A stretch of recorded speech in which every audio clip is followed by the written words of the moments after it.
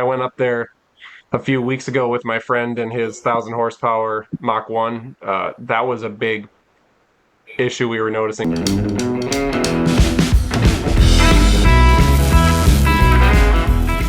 Hey, cars!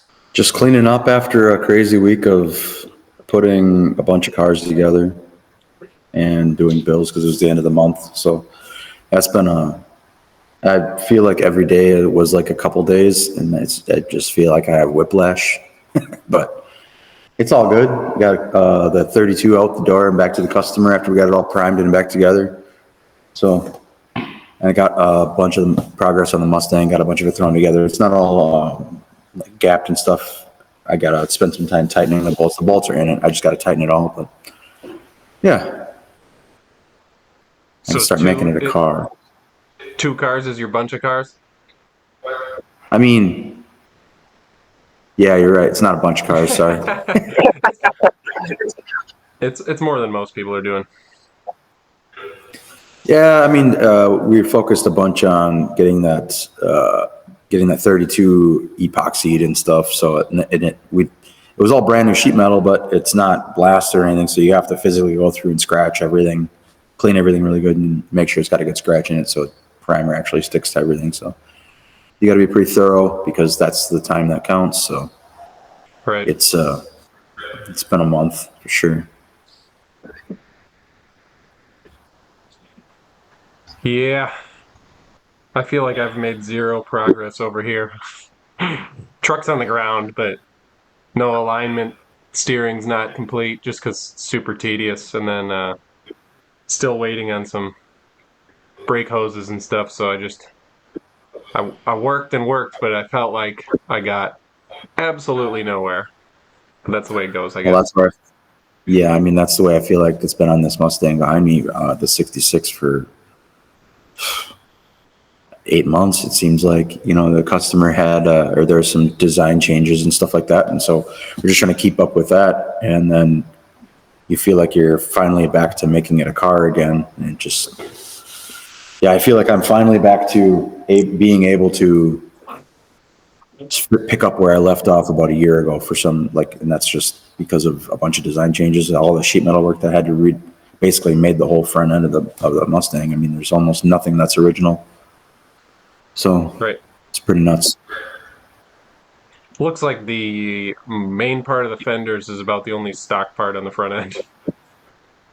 Yeah, the main part, the basically it's got a really nice factory hood, but we have our custom reliefs in it. But yeah, the fenders are actually extended a little bit on the bottom, probably about 2.5 inches, because the rockers were extended because the chassis would stick down. So we just remade the rockers longer, and it actually makes the proportions way better. If you look at the first gen Mustang, the rockers are only like from the side angle, like 2.5, 3 inches tall, and they just look really squatty and weird.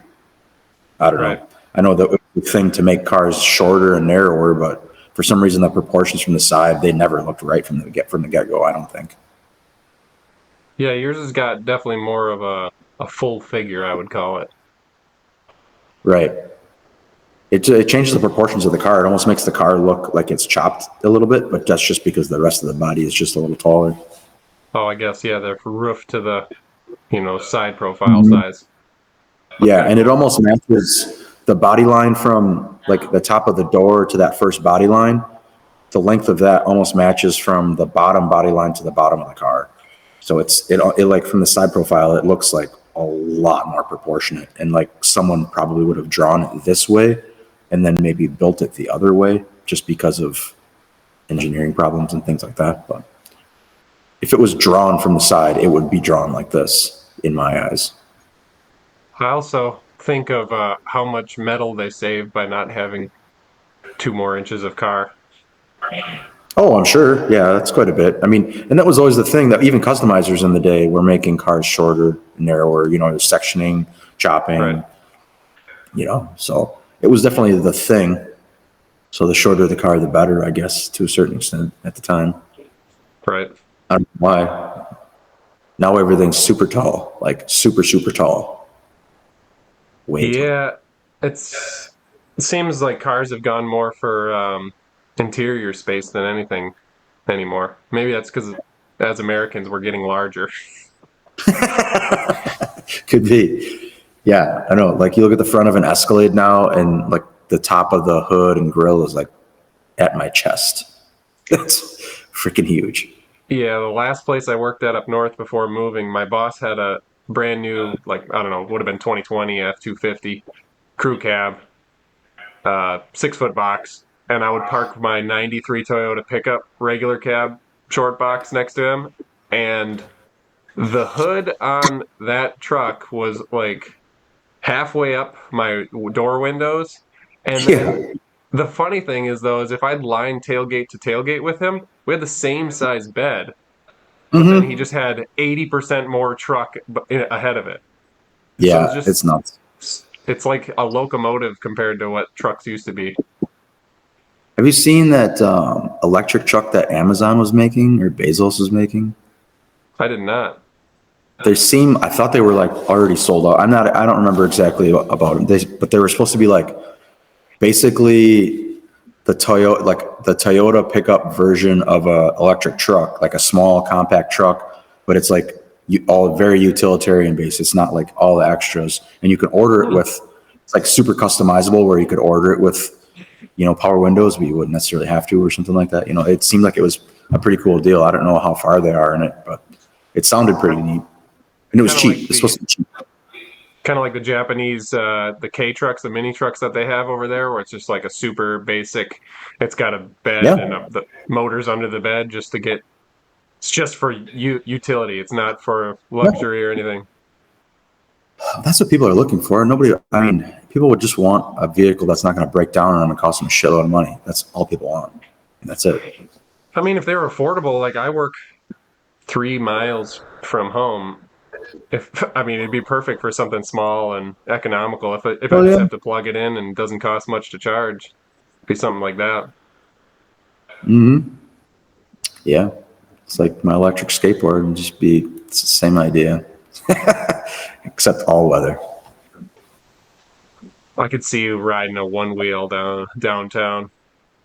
No, I'm on the skateboard. I was riding it last night. It's fun stuff. How fast does that go? Like 28. That's fast enough to get hurt.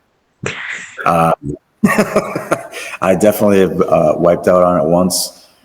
We went to go get some food at Festival to bring home to grill and hit a crack and ended up being baked beans everywhere and shit. It's pretty awesome. Oh no. Then it died on the way home, so I had to like walk with a heavy dead electric skateboard. Yeah. Can Boo. you Anyway. can you push them like anyways decent or Yeah, you no? can. But I was hurting a little bit from falling, so kicking the board wasn't too fun. I'm sure your wife was impressed.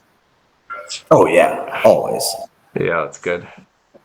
Yeah, I get such a strange kick too out of this. Like, my Tundra was a full size truck, extended cab, 6 foot, 6.5 foot box or whatever. And now the Tacoma, which was always the smaller truck, their cabs are larger than my Tundra cab. Like they're Hmm. just as wide, and now they're longer. Yeah, I mean, you So look at the Colorados. The Colorados are pretty much the half-ton truck now. I mean, they haul 7,000 pounds. Like it's crazy. it just, I don't know. It seems like full sizes have gotten to be extra large.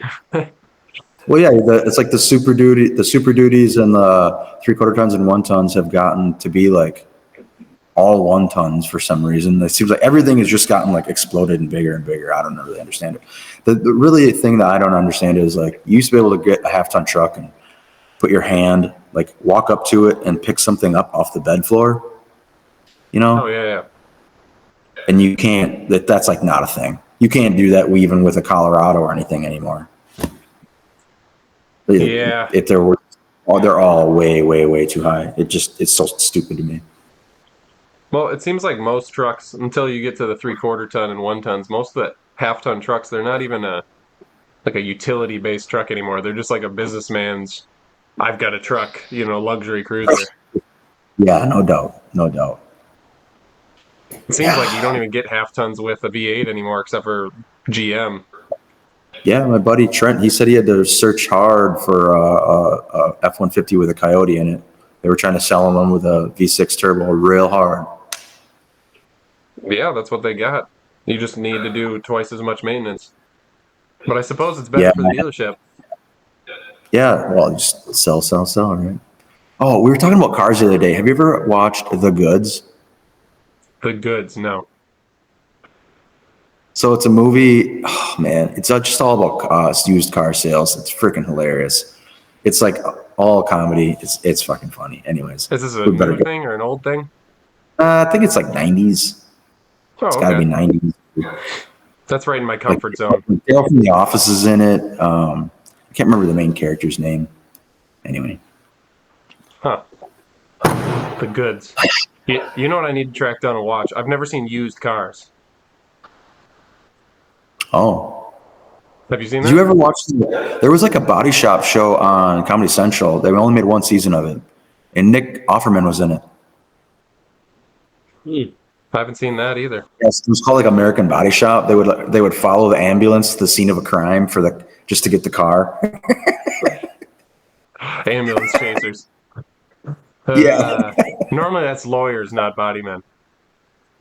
Yeah. That's crazy. Uh, I guess it'd have to be on Comedy Central if that's what they're doing. right. I think there's a reason it only lasted one season too. I mean, it was hilarious, but I don't think everybody would be like, "Oh, this is in good taste." Yeah. It seems harder and harder to find good car shows anymore. I was just looking on, I mean, I've got, 3 or 4 streaming services, and it seems like there's very little, Mhm. car-based TV anymore. And I don't know. So I just like watching stuff where people are working on, whatever, and not. YouTube's great, but it's just different. Like vlog style versus TV style format. Sometimes in the TV Right. shows, there's like, I don't know, a comfort to it. Yeah, because there's going to be a conclusion and like an actual conclusion at the end, because there usually is some sort of like they finished it, here it is. Yeah. Plus, I think just production value, maybe. Oh, Because yeah, no doubt. as a YouTube person, I mean, running 1 or 2 cameras while you're doing stuff, and then piecing together a storyline, and doing voiceovers or music work. I mean, it's a lot harder than it may seem to make something palatable. Maybe you're appreciating good, like, quality automotive TV. Maybe that's why you like it so much, Yeah, I because try that's where you're to. trying to production. I mean, that would be hard to do that. It'd be a full-time job, dude. Yeah, I try. I like to look back on the Power Block. Every Sunday or Saturday, Oh Sunday my morning, God, you're watching the Power Block on Spike. it's fun for sure. Yeah, I was watching some episodes where they were doing like Honda swaps and dynoing them, and they're like, "We're up to 190 horsepower with this." I remember where it kind of, even before that, like the shade tree mechanic and all that shit, they would like Oh put yeah, a cowl hood on a truck and they would bolt it on and just slam it right away. Like, obviously it lined right up. Yeah, right. yeah, fiberglass, especially a fiberglass cowl hood. They're always a perfect fit. Well, I mean, in the early 90s, I don't think anybody was making a sheet metal cowl hood. Like, they were all Yeah, fiberglass. everything was fiberglass. And then you just told your friends that you did that because it's lightweight. Yeah, It's race that's car why it fits stuff. like shit. That's why it fits like shit. Yeah, race car stuff. We tape the seams to go faster, anyways. Got to keep the air Oh, out. yeah. Yep. Gotta I tape it saw all up. yesterday at the Bradenton Motorsports Park, the drag strip for Fl2k. There was a Honda, and he had the whole grill blue painters taped over for while he was running. I don't know how much that gains you, but In a they, drag they race? yeah, just Wow. the upper grill. He had the intercooler, like the lower grill space completely open, so it was blowing air into the intercooler. But for whatever reason, he didn't want air going through the grill opening and the upper grill opening.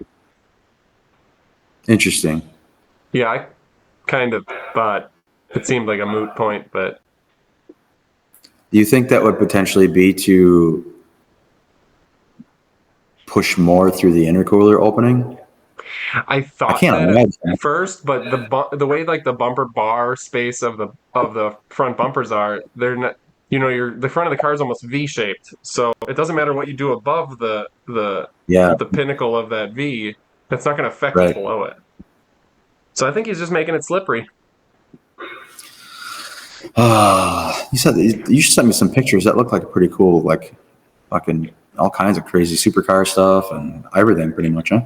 Yeah, there's always a ton of V10 R8s and Lamborghini Huracans. Sometimes I didn't see any Aventadors this year or Ferraris sitting there. Sometimes there's like a 458 and a couple of Aventadors. They're normally not running the Aventadors. I think the Huracan's a better platform for drag race, possibly. Probably just lighter. I don't know if they're the same power plant, but um, seen a lot of Huracan drag cars. And then the That's R8 V10 is basically a Lamborghini Huracan. It's the same drivetrain, from my understanding. Um, but I do see R8s do wheelies, and I don't see Huracans ever do wheelies. So there's what? got to be. Oh yeah, we didn't have any this yesterday, but last year Oh, there was a shit. white R8 pulling wheel stands for like the 60 foot. I mean, it was like Holy 6 inches off the shit. ground, but just power Yeah, wheelie and then setting it down. oh, fuck. That's Yeah. really rad. Yeah, it's pretty wild. My buddy he's got two GTRs, one's a drag car, and it's a drag build. But even at 900 wheel horse and whatever, he had it set up, and he's like, I keep thinking about selling the Skylines and getting an R8 V10. I'm like, don't get rid of the GTRs. I think they're going to hold value a lot longer. 'Cause you got I mean, you could have a GTR and R8. Like, if you could have both, that'd be pretty rad, right? Yeah, it's just money. Yeah, that's all it costs. That's it. Yeah, but I didn't see any of the C8 vets running, but we didn't get to stay all day long. So there's a lot of stuff. GTR, a lot of R35 GTRs, and what's crazy is they're in like an all-wheel drive versus DCT class, and there was all-wheel drive Hondas racing against the GTRs, and I'm like, that What? just seems crazy unmatched. But Yeah. I mean, they were running. Somebody's got some Honda. I don't know if I saw a Honda break into the sevens, but I definitely saw low eights out of them. Wow. Yeah. It's fucking losing. And we get spoiled. My kid's super spoiled because we go to that racetrack all the time and only to like the big events. And he sees all these cars running like sevens and eights. And then when he sees something run a 10-second, he's like, eh. Pathetic. Pathetic. Well, at least he's got some.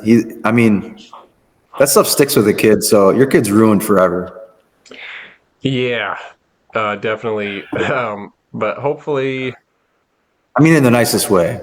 yeah, hopefully he doesn't dive down a deep money hole with it all. Well, I mean, you're exposing him to drag racing and boating. So, I mean, Oh, what are you saying?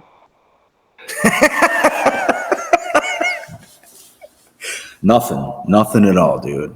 I didn't say anything. I I think can't we're say. I I think we're can't say shit. exposing him to a lot of budget builds too. He's seen me take all No, I the mean, stuff that's worth yeah, nothing and I'm just giving you make shit. something out of it. So, But I mean, traditionally, racing and boating, I mean, are, you know, yeah, oh yeah, the drag races were brutal though because it was a sunny Florida October day, and although it was like only, I don't know if it was felt real feel was over 100, but it was definitely hot. I got pretty sunburnt, but that's the price you pay. do those guys take any extra like for cooling those cars down? I mean, that's fucking hot down there. Like, There's a lot. You see a lot of people with the like big blower fans sitting on top sure, of the engine in between rounds, but there's enough time between.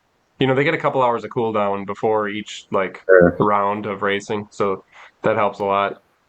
When I went up there a few weeks ago with my friend and his 1,000 horsepower Mach 1. That was a big issue we were noticing was the heat soak because like his first run, they did a tune to run 950s to do a 950 bracket, and he ran a 950.8 or 9.508. So they were like perfect right off the trailer, exactly where they wanted to be.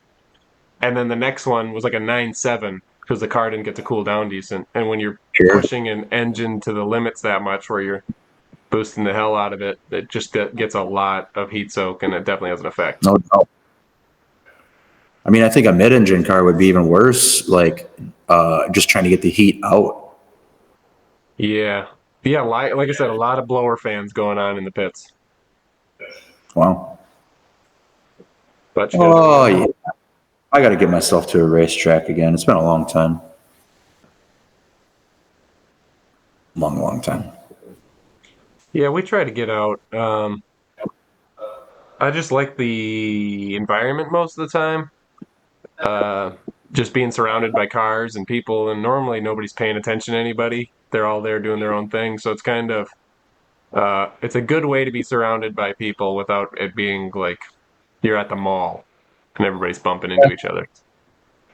I always enjoyed like in the pits and going to race tracks because there's always some rivalries where like people want to punch each other to a certain extent, but there's also like I want to kick your ass, but also oh you need a part, like here's a part quick, like or here's like like they're willing usually they're willing to help out to be like in competition with one another. I don't know, it's really I don't know, not all the time I guess, but some of what I was exposed to was kind of cool.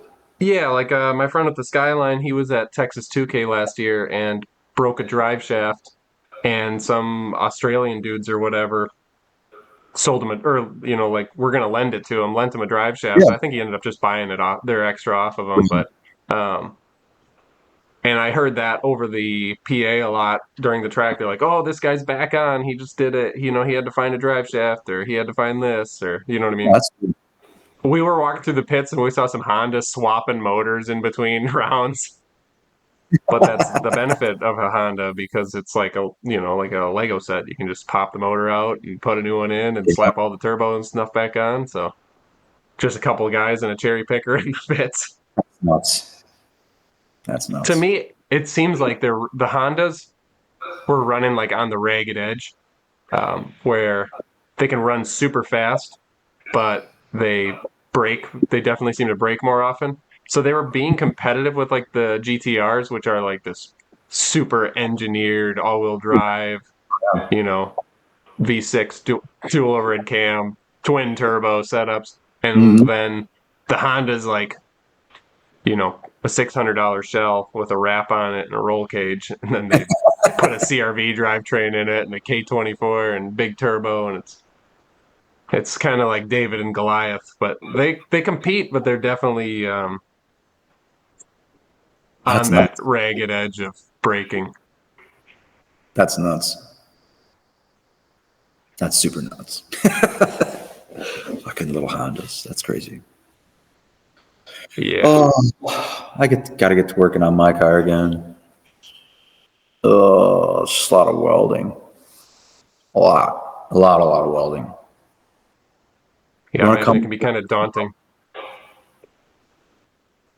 You fly me out for a weekend and I'll weld for you. Ah, it sounds expensive. It's actually I've been quite surprised with the plane ticket prices because like that's what I did for that GTR engine bay. Oh, It yeah, that's was right. it was cheaper for him to just fly me there and then have me paint it than to him to take it to a body shop and wait and deal with all Well, that. The I biggest can thing see is that. body shop jail. See, I don't really love that. I don't really love that term. I don't love that at all because it's derogatory to the body shop from the customer standpoint when 99% of the time it's the customer's decision that put the car where it is. I agree with you that that is definitely That's definitely something that happens. But Sometimes I think it's the shop people choose. They're trying to take it to like the guy down the road. Then this shop gets overtaken with collision work that gets paid, that they pay out double of what a restoration would be. So it just gets pushed to the side and never gets worked on. So I mean, it's like you're taking a Swiss watch to Walmart to get fixed. Like you're not. It's just not appropriate. yeah, I think there's some of that, but it seems like how do I put this? I think that sometimes the desirable shops are overwhelmed with work and not a lot of skilled dudes, and then so stuff kind of gets put to the side, and then also yeah, you've got your customers that are not doing their part to pay the bill or whatever to get things done, and you just end up with two people kind of button heads together or button their heads, and nobody's really. I mean, both parties are to blame, I think, sometimes. Because I think a lot of shops, in the name of money, will bite off more than they can chew. Oh, Just for the sure. security of the security of having more work lined up. Yeah, for sure. There is that. That's why they always there's body shops that always have a restoration in the corner. But those are the customers that always end up being sour in the end too. Right. Well, I mean, I imagine as a customer, sometimes when you're giving money out every month, it gets to the point where it starts to feel like a long time of giving money out and maybe not Mhm. getting what you want. And it's just a patience game, and I think Yeah, that's to me, hard. some of that is like a preparedness from both angles. You need to make sure that you're educating your customer on the process as well. If they're not asking any questions and they're fine, they this is what they're expecting. Or I mean, sometimes you have to over explain things, and sometimes they know what's up and they're just rolling with it. So it's always, every person's different. So. Right. Yeah, and And I think ever since the phrase "paint jail" came out, is also when the technician shortages kind of started. So there is like, to me, it's just a representation of the industry as far as the shortage of technicians, the shortage of, you used to be able to drop a car off and be able to pick it up in 6 months, and it's like pretty much restored and shit. You can you can't do hardly anything in 6 months at any sort of high level in no, my eyes. 6 months really isn't unless it was the only car you were working on for 6 months. Even then though, there's still parts hang-ups. You're trying to set yourself up for success, so you're going to buy the most, basically the best part for the price you can get, and sometimes that part doesn't show up for a couple of weeks. So what do you sometimes you can't move on without the part. I mean, there's other things to do, but you don't want to do things twice. I'm not a fan of doing that. So everything has its place and its process. So if I'm not going to do step 40, if it doesn't make sense and I'm on step 12, that Well, just yeah, doesn't make sense. But there's people that do it, man. There's like doing body work on cars that have, that are clearly not mounted properly on the chassis and stuff, or their jack stands are really in the wrong spot on the car, doing body work and stuff. And it's like, sometimes it's just backwards. You get the car down on the floor and get the lights turned on, and they're like, oh my God, we need to block this whole thing up. Yeah, well, yeah. But what are you going to do? yeah, and that might actually lead into a lot more. You know what I mean? Where you're paying a higher dollar for a product because somebody did something twice where they could have just waited and done it right the first Yeah. time and actually Yeah. saved you money. It costs a lot less to do it right the first time. And that's based on experience from working at different shops my whole life. I mean,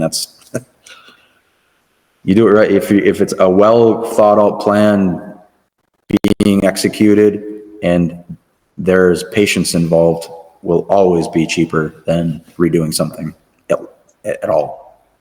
Yeah, and I've even noticed that a lot of times with products, it might seem like, oh, this, say, Deltron costs 3 times the price of Shopline, but you use a quarter of the material, and it's like, so people don't realize that right away when you're talking about the price of, a gallon of clear, and then, Yeah. but the finished product is higher. It took less time for them to do in labor. So yeah, you might spend more time, more money, but you make it easier on the technician and easier, you know what I mean? And you actually use less material to get coverage, and you'll get a better Yep. quality product. And sometimes you actually save money by buying more expensive products, which sounds Oh, for backwards, sure. but Yeah, I there's did. always times where, yeah, yeah, definitely. I sprayed a lot of cheap base coat before I realized how much faster and farther I'd go with, good Yeah. base coat. And I mean, the color's better. I mean, I don't care Oh yeah. what color it is. I mean, the little bit price, like Deltron compared to Shopline, it is night and day difference in my eyes. And I think they both have their place. But I do too. But in what I'm doing, I don't have a need for Shopline for pretty much no. anything. I mean, No, no. it doesn't really do what I need it to do. It's like, yeah, Deltron DBC is pretty awesome. They just changed it to Deltron or Deltron Next or DVC Next or NXT or whatever. It's just which I don't really understand. They consolidated their lines, made Deltron into NXT. Now they came out with, I just heard my paint reps went down to Florida they're introducing a new line to compete with like Lesnol or something like that. And it's like, I don't know, you just consolidated a bunch of stuff, confused us all, changed all of our reducers, changed a bunch of shit, changed all the numbers. And now you're introducing a whole another system because you said you were broke from doing some single stage line that ended up going defunct. So I really just don't, it's just a chemical company. It just pisses me off sometimes. Yeah. I don't know. I imagine that every, 5, 10 years they want to change formulas so they can justify all the engineers and, what I I mean? mean, Like they're there's trying to move things environmental, forward. Yeah. there's definitely environmental regulations, but you can't claim that it's always environmental regulation and then we're broke, but we have government contracts and we're doing this and that too. Like, it's still, there's a CEO that needs to make more money every year. I get the gig, numbers are numbers and we got to make more every year. I mean, that's the world we live in. Unfortunately. Yeah. I wouldn't want to be happy with anything. Yeah, fuck that. Yes. So what do you got on the docket for this week?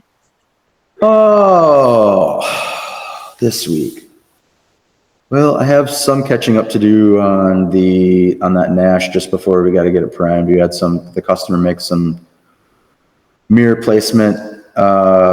Basically, we didn't know where he wanted to put the mirrors, and I figured we better figure out before we do final primer. So there's just not a lot of room for it's a clamp-on mirror, like a universal one. So we have to shave the edge of the door a little bit just to get a little more room. The drip rail's kind of janky on the one side, and then we got to prime that thing. And then I'm tearing apart that 69 Mustang and getting the roof stuff installed in that thing. So finally getting to that. How many hours do you think you're going to have in putting the unisides on to do the roof? I don't know. I'm hoping to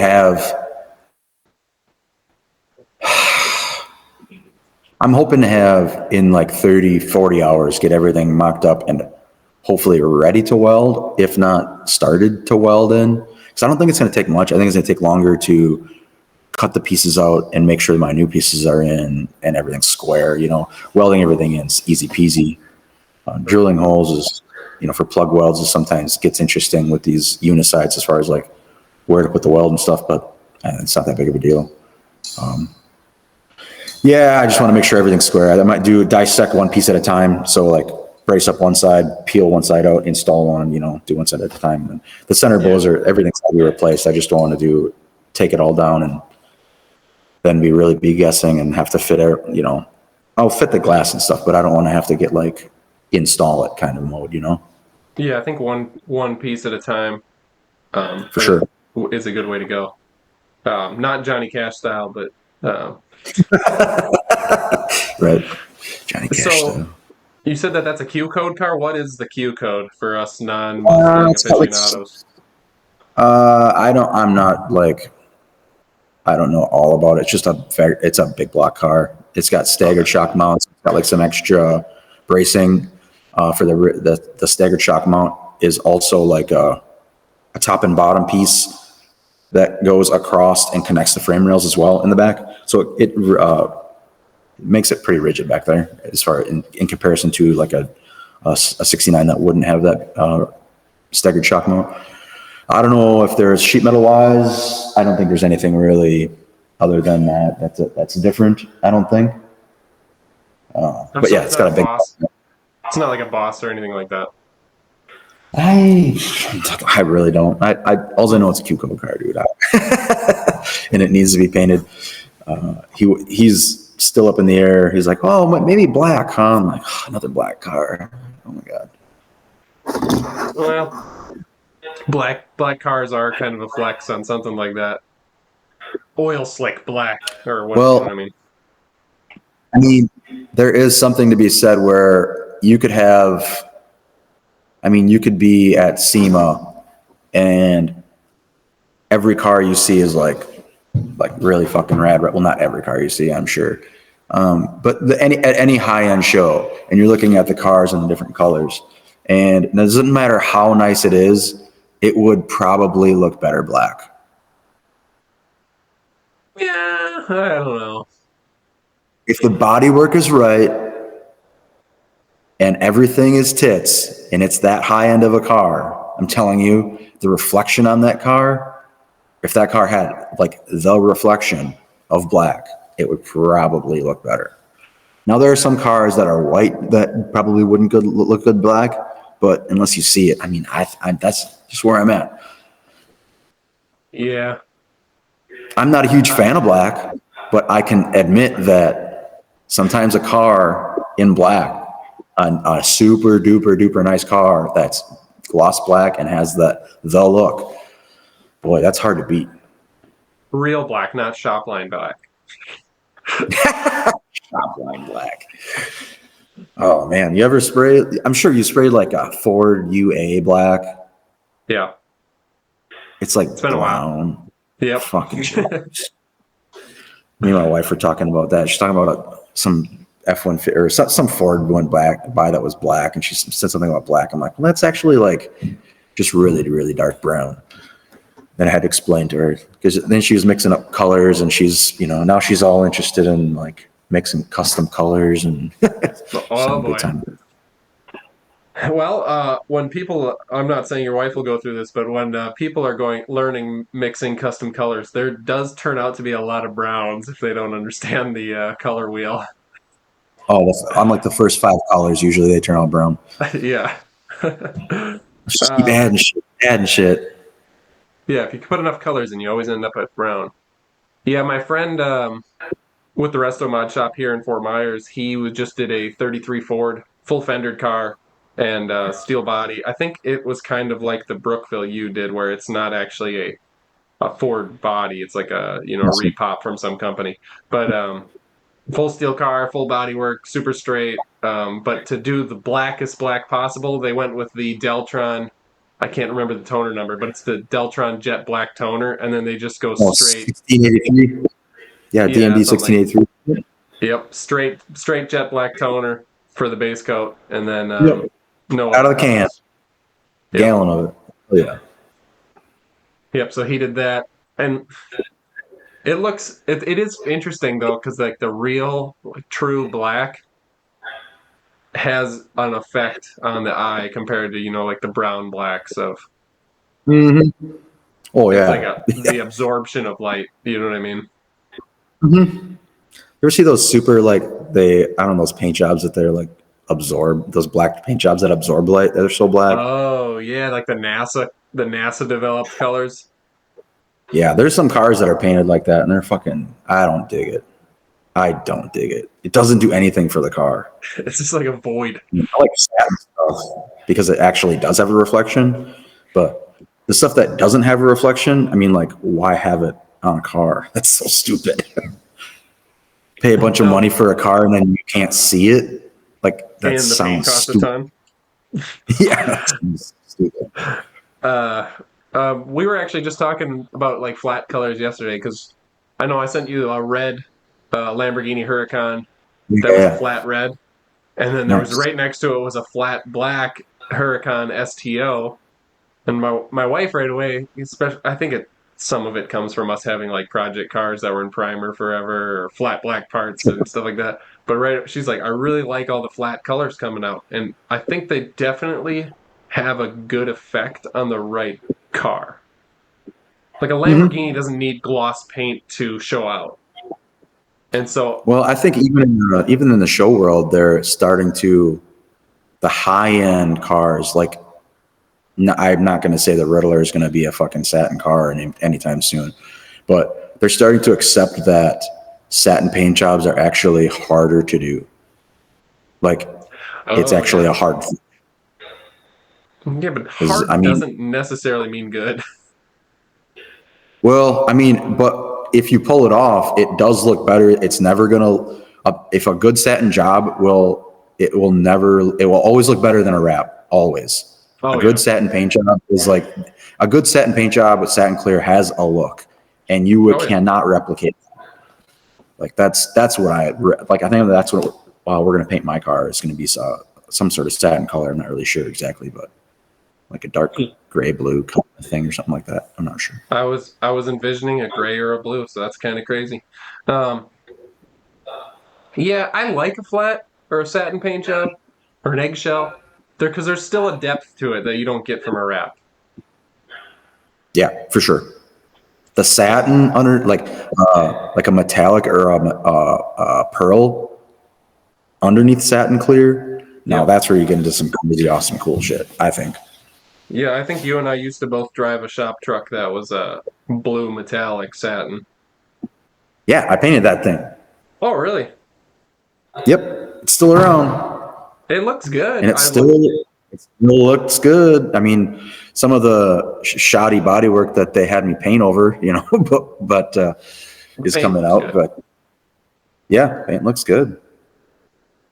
I imagine that was probably a pretty shoddy body to start with, judging by some of the stuff. Yeah, I mean, I remember the owner having one of the guy, I say technician and loosely, uh, instead of fixing the bottom of the tailgate, that hoop, the little, like, I don't know, it's not like necessarily round, but it's the rounded part of the tailgate on the bottom.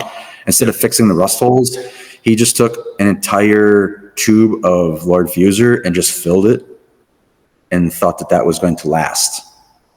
So then, obviously a year down the road, when you put a little weight into it, or, it rusts more, you know, yeah. So like, I think you I think the trick was you do something like that, and then you get the old International 670 HS, like the 90% solids epoxy primer, yep, and load that up on there. Uh, I hated that shit. it's strong though.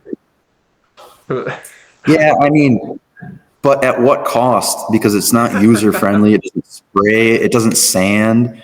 Like, it's, oh yeah, strong, but big deal. What does that mean?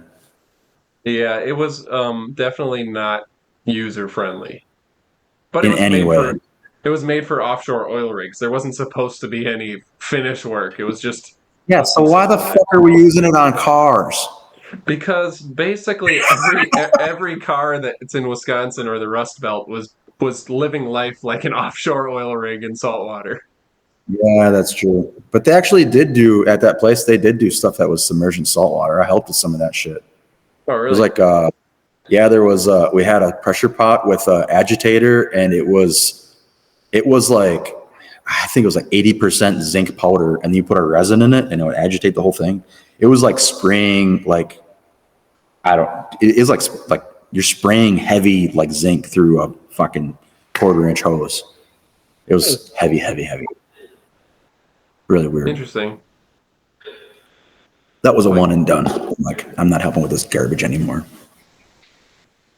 I feel like I might have gotten involved with something like that there, but whatever. Right? What are you gonna Nothing. do? Some days I just want to do nothing. So, do you have a bunch of sheet metal you have to build for your car still, or you just have to weld in stuff you already have? There's some pieces and corners and stuff I have to make, which isn't really that big of a deal. It's just once I get kicking on it, it's just it'll get knocked out quick. It's just the pieces that I need to make are pretty minimal. It's just the scribing, trimming, fitting, tacking, like hours of having a welding mask or helmet on, which isn't like what I need physically right now. So that's why it's kind of being held off. I did use a welding helmet this last month a bunch of times, and it doesn't fuck my neck up too much, but we're on our way to being better. Little bites, Timmy. Yeah. Maybe you got to do those ones where they got like the Miller light box and then they put the welding shield, they tape a welding shield up and it's like on a paint stick. That'd be sweet, right? Something that, man, if it could be, take the weight off on your shoulders somehow. Even the mask isn't that heavy, but it just, for some reason, just fucks with my neck. What if like on a gimbal, like a microphone stand, you had a like 8 inch by 10 inch welding lens? Not like an auto dimming, but just like, Right? like the sheet of like a shade 10 lens or something like that. And then you just like mounted that in between you and whatever you were welding. And then you could just weld away. No, when I the place that me and you worked at together, the one guy I worked with there at one time, he rigged up. It wasn't auto darkening, but it was just like an old welder, just the lens, and he mounted it like up a little farther away from his MIG welder. So if he like Oh, positioned his MIG welder right, he could just hold it up and like it was interesting. But I think he used it for like a day and he ripped it off because it was. I think it would be in the way. You wouldn't be able to see how you'd have to be moving your head a lot because you'd have to be seeing where you're putting the welder and then whatever. But yeah, I don't know. We'll just go I'm sure without, there's a way. right? So you TIG weld all your body panels on if you have the option?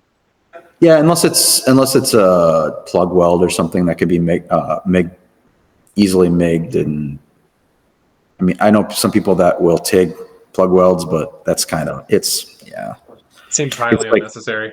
yeah, that's kind of where I'm at with it. It's a lot of extra time, not a lot of extra time, but a lot of extra fucking around. And I can put one hand in and MIG it up versus putting two hands in and burying my face in there, trying to in the corners of a car. Yeah, I'll MIG weld, spot welds. But yeah, I mean, if we're an outside body panel and we're grafting something in, or I fabricated something, putting in, it's getting all TIG welded and hammered out, so that all the distortion. It's either way. I mean, you put MIG weld, TIG weld. There's these new what is it? Brass. What the fuck are those things called? It's like a MIG, but it's like brazing.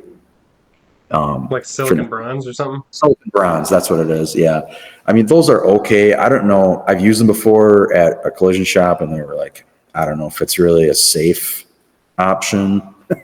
How actually safe it is. Right. Oh, for But strength either wise? way, yeah, I don't. Because it's very low heat. Right. But anything, if you're burning it in and it's welded and it's got good penetration, it shrank. You need to expand it back out, and MIG welds just don't do that. They just break apart, Brittle. fracture and stuff. But I do want to dig in to see if those laser welders actually, if that's a malleable weld. That'd be interesting to know. But Yeah. I don't know. I can't see it being applicable in the middle of a panel and then hammering it back out. But I mean, I never thought you'd see a laser take rust off a panel either. So Lasers. freaking laser beams. I love you, Scott.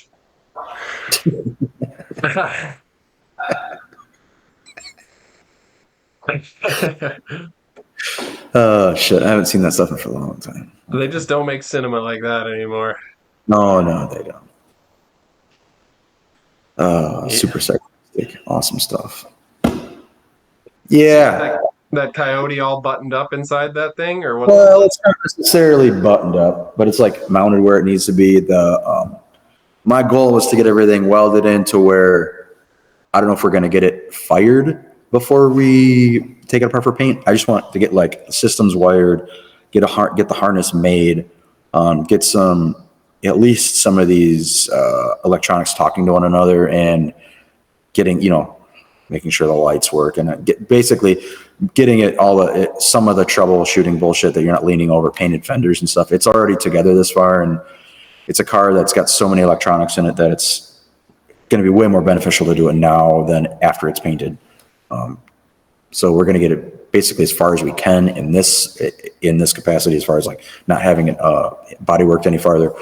There are some things that I need to weld in the body yet, like the rocker panels need to be welded on and some of that stuff, but I'm going to be trying to, with some other resources and some other technicians and stuff I have that we hire on, get some of the mechanical stuff figured out, need brake lines ran, everything needs to be plumbed. So to help speed things along, have somebody else do that, and I'll be working on the body panels yet, but I still have to make there's going to be like a transition from my finger right there. Like that's going to be cut open on the inside of the hood. So there's got a blow through area on the top of the radiator. So there'll always be cooling coming through the top just to keep. You're actually going to make a shroud on the radiator that goes to that, or Yeah. how are you doing that? Okay. Yeah. And I want the dip down in the shroud on the radiator to be built into the closeout panel, hopefully. So you take that that's one piece potentially. So you just take that opening that would go to the hood and the closeout panel, kind of make that all into one piece. So you could unbolt that, access your coolers, all that stuff. So is hopefully all the air from the radiator going to go out the hood, or? No, it's still, so the cooler setup has some flaps and some blow through areas in the top and the bottom, and then has the fans in the center. So basically the blow through areas, I'm just going to take the flaps out, and they're going to be, it'll be ducted. Basically just ducted through the top. It'll still have the blow through area in the bottom and then the fans below it. So it's just extra cooling. I mean, it's going to look fucking crazy too. I mean, it's going to look awesome. I'm really excited to do that part. Yeah. That kind of stuff nerds me out, because it's like, there's only like this much room underneath the hood that we could use. And it's like, well, yeah, let's just use that up too, It's fun. May as well. Functional scoops are always better. Yeah, I mean, that's where I'm at. It's making them function. Styling is one thing, but then styling and function together is like the kitty's titties. Just cutting a scoop in a quarter panel is not cool if it's not ducted to something. Or you know what I mean? So if the hood ones aren't actually doing something, I don't care for it much. Right. But I'm right there with you. Yeah, that's what I had to talk to. Or there's a guy asking about the scoops on the quarter panels, and he's like, "Well, it just kind of puts air into the into the tire." I'm like, "Well, that's what Shelby did. Like, they just put a hole here and a hole in the wheel opening, and it's to relieve tire pressure or tire wheel opening pressure." And he's like, he just couldn't grasp the idea of it. He's like, "Well, isn't it supposed to go to the brakes?" I'm like, "Well, it can. That'll help as well, but." Anyway, Yeah, I mean, there is something to be said about having inlets and outlets. Like if there was a vented part in the back of the wheel well too, to let air out, because then your scoop and stuff, that's kind of relieving a big high pressure zone there, like a turbulent area. Well, it's creating a vacuum to a certain extent. I mean, that's why your back wheels are always dirty and shit. And then it would cool your brakes, because there's going to be airflow, even though it's not directly ducted. Versus negative pressure. Yeah, sometimes you really got to spell it out, but what are you going to do? Yeah. We have enough brake cooling anyways. I mean, it's already a little bit overkill in my eyes, but it's still, it's cool. Literally.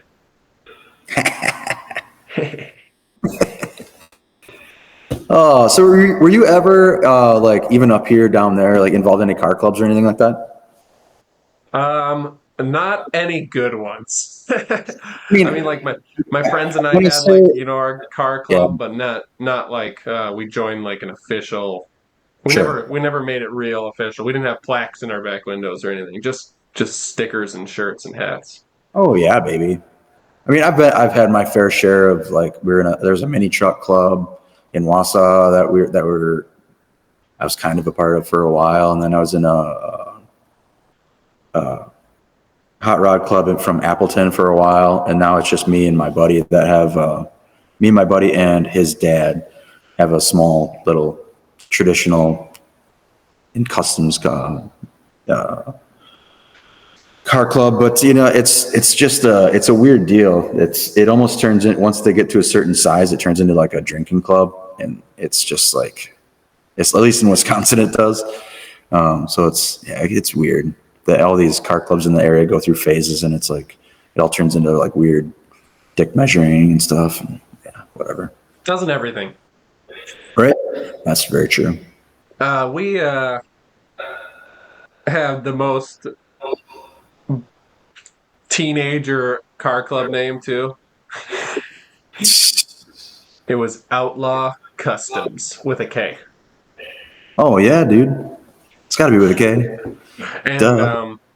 Look who you're talking to. yeah, right. And then we had in a hotel room on a napkin. I drew out our logos and OK, but it was kind of like the O. It was like a racetrack. The O went up and then came around and swooped into the K. And then like on my 18th birthday, I skipped school and got it tattooed on my ribs. No. Oh yeah, and then I had a buddy get it tattooed on the inside of his bicep. Another one got it. I think another one got it on his ribs. There's 3 or 4 of us that got it. My wife has it on her foot. Okay. And okay, yeah. And it's a good reminder. I think tattoos a lot of times are just like a reminder of a time in life. But Oh, for sure. super cringy. I think actually on my shelf in here I have an original Outlaw Customs vinyl for like a back window still. Ooh, Yeah, yeah, we had baby. the windshield banners, we had the stickers, we had the Oh, embroidered hats, with your name on the back or on the back, yeah. and then on the front it said Outlaw Customs. We were trying. We were Yeah, trying. that made sure they had I was in they had like the windshield banners, but then they put them on the bottom too. Oh, look at that. Okay, You're an outlaw. freaking You're an outlaw, bro. Freaking I'm a outlaw. It's just Jesse James and I, outlaws. And then later on, as I started to get more exposed to the world, I realized that there was a motorcycle gang called the Outlaws, and maybe they wouldn't like me having that there. So then it was like, what do we do with this? And then I was calling my stuff like Overkill. Okay. I was repurposing the okay because I don't know if you guys have noticed any of this, but I kind of have a tendency to go overboard on things, so it was fitting. Um, but I don't know. It was a funny time, having a group of guys, and we'd try to hang out and do cool things. Oh, I was actually Datsun Club. I was in a Datsun Club. Oh, Yeah. So in Wisconsin, we had what was it called? The DOW, Datsuns of Wisconsin, that sounds and almost fast. it was not fast. So in our Datsun Club, or it was like a Facebook group, Datsuns of Wisconsin, and then um, there was like a handful of core guys from it, and all of the guys were, in their teens and low 20s, and they were always like, "We got to have a meet. We got to have a meet." And then the group moderators, you'd be like, "All right, guys, why don't you set up a meet and we'll do something?" And then it just never went anywhere. So finally, I went, "Okay, let's just have a meet at my house. I'm tired of hearing everybody talk about it. I'll just do it." Yeah. And I think the moderators actually, or like the group admins from the club, got kind of upset that I put it on, but it was like nobody's doing, like none of them showed up, or one. I Yeah. think only one showed up. The other ones, it seemed like they were kind of sour because it's like it's not your club. I don't know, but it's like everybody wants to do something. Why aren't we doing something? And then you know what I mean. It helped that I was in my later 20s or whatever. So I had a house and whatever. So I was like, we'll just do it at my house. It'll be easy. And then we kind of like organized some stuff. There was a guy that had a Datsun 620 bullet side pickup, and we Sure. popped the tailgate off. It was a white truck. We popped the tailgate off, and like with everybody there, I made a big rising sun on the tailgate and painted it in the garage with everybody. You know what I mean, with some paint I had laying around, and then we just like did stuff like that. Had like custom Datsun cake made. Cut it with a wakizashi, because you gotta get the swords out to cut your cake, and then we did one like every year at our place, and then which worked good for me because it's not like my Datsun was ever super roadworthy. But then the last year we did one at a state park because people wanted to do like cool scenery for the pictures instead of just a driveway. Yeah, sure. So I borrowed a rollback from my friend that had a small tow company, and a bunch of the guys met at my house first, and we put my Datsun Fairlady up on the rollback, and then we convoyed out to the state park, and then I unloaded it. So it was like a big unveiling, kind of like we got there and we unload the Fairlady Z off, and um, took a bunch of pictures in the parking lot, and then I got some young photographer kid he hopped in the Fairlady with me because he was like, I want to ride in the right hand drive car. And it was slam static, 13-inch appliance wheels on it, like super tight fitment. I handmade steel fender flares for it and like welded them in and molded it, so it was like not just like a bolt-on flare like every single Datsun out there. So I did a bunch of like little things, and I made sure it was all one color for the event, and we went out and we were like bouncing down the road, kind of like a mini truck or whatever. We're just hitting, and then like every time there was a bump in the road, the frame would scrape, and the guy's like, "Is it supposed to do that?" And I'm like, "Yeah, that's part of it. That's static drops for you. It's supposed to scrape." And, you know what I mean? Like that's fun. And then it was the L20A motor in it, which is a Japanese only motor. It was a 2.0 inline six, so it was like the 240Z motor, but super short stroke. So Crazy. it revved really good. And then I had a 6-to-1 header, stainless header made for it. And so twin carb, 6-to-1 header, and then a 3-inch stainless exhaust that had just a resonator, and then it dumped before the rear axle. So it was like a super whiny on the Sure. top end. And we're like going on, and he's like, "Is it supposed to be this loud?" Yeah. Yes. And then we're cruising and bouncing down the road, trying to find a cool place to take pictures. And there's like a train of Datsuns going. And I went, "If you see a car up ahead stopped, let me know because we don't have brakes." And he's like, "What do you mean you don't have brakes?" And I was like, "I can downshift. It's not that big of a deal." I was like, "You just have to let me know." So we're like just bouncing down the road. But we pulled over and took some sweet pictures out in the middle of like the woods there, and I think it was like Big O Plain State Park or something like that. So Yeah. So you like to go camping? Oh, you go It's there? not. It's not a state park. Or It's whatever. just a county park. But yeah, that's a really awesome park. Yeah, so we went out with the Datsuns, took a bunch of cool pictures, drove back. Of course, my car like broke down once or twice because it was an angry old Japanese car, but it went back on its own. I think it was getting hot. Maybe that's what happened. It was getting hot, so like, we had to let it cool down in between firing it up and driving it back and stuff like that. But I found it in an old cheese factory. You got to give the car a break. I had to That's that crazy. car. I actually had to cut in half and then take a 240Z parts car and put a front end. I think we've talked about this already, but I put a whole nose on it from the firewall forward and just That's crazy. a whole lot of everything in that car. So it had been through it. So it didn't have to be super perfect all the time, but it was definitely an experience. I had the vintage 1970s Datsun jacket on while we were out there. Oh, yeah. Oh, It's not that easy to find a vintage Datsun racing jacket. I would suspect probably not. I'll have to wear it on one of these episodes. I was thinking today, but I was like, I don't think I want to turn the air conditioning down cold enough to wear a long sleeve the whole time. Right? Yeah, it's our last nice day here. I think it's the last day in the 80s for the year for sure. Because tomorrow it's like high of 60, and then it's a slide down shit mountain from here.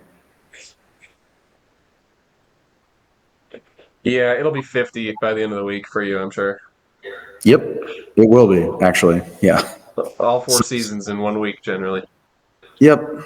Yeah, that's this week for sure. All the leaves are changing, so it's kind of it's all right. But when the leaves change, then soon comes the leaves are gone, and that's when it gets really depressing. All the leaves are brown and the sky is gray. Yeah. It just makes you want to get out of bed, man. I really like the fall in Wisconsin because you wake up in the morning and you got to put on jeans and a hoodie, and then by the end of the day, you got to be in shorts and a t-shirt. Yeah, I just have like PTSD of when that ends, Yep. Yeah. Build season. Oh yeah, that's right. So do you have a lot of stuff lined up for build season this year? Oh yeah, we have a couple cars coming. I'm just trying not to overfill myself like I did last year because I had a deal worked out with a guy, so his car was here, and had a Volkswagen van come in, or like before the snow flew, and we didn't get to work on it until I think we didn't start until like the end of January last year, something like that. So it was just like stuffed burrito in here. So I'm trying not to overfill because I don't need to and I don't want to, and some of these projects still have to be filtered out by the time we get some of them in. But yeah, I have a couple cars for sure, two cars for sure that are coming out, a truck and a car. Actually, now that I say that, there's three, I think. But Projects? yeah, there's the one Mustang guy, another Mustang guy wants to build is it's seemingly fairly stock on the outside, but it's more race car than it would look to be, basically. But he didn't seem like he wanted to skip any corners and stuff like that. So I didn't hear any red flags. So we're going to be moving forward with that customer for sure. And the other ones are basically bite takers, as far as like we'll be picking up and leaving off with some of these projects. We're not taking them all the way through. So some of it's working with other shops around, and the others, that one 58 Chevy truck that we're working on is, I think they're going to come to us next week and see what they want us to accomplish as far as like what bites we want to take for them, getting the body panels aligned and I don't know. We got to figure that out yet. But as far as how far they want us to take it before they take it back, and I don't know. We'll see. The one guy said he wanted to like finish it all the way and paint it. I'm like, all right, we just got a plan for it, Did you get your spray outs done for the 66? Yeah, I like to. We spread out a '60s Ford color, and man, that Ford dark green that they had is like it's almost John Deere-y a little bit.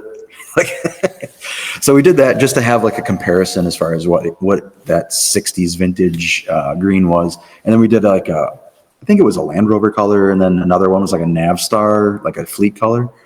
And one of them was a little brown, and the other one's like a little opaque and brown, and the other one's a little opaque and dark, I guess. I think we're going to do a couple more, but I really want to do a color that's not going to be.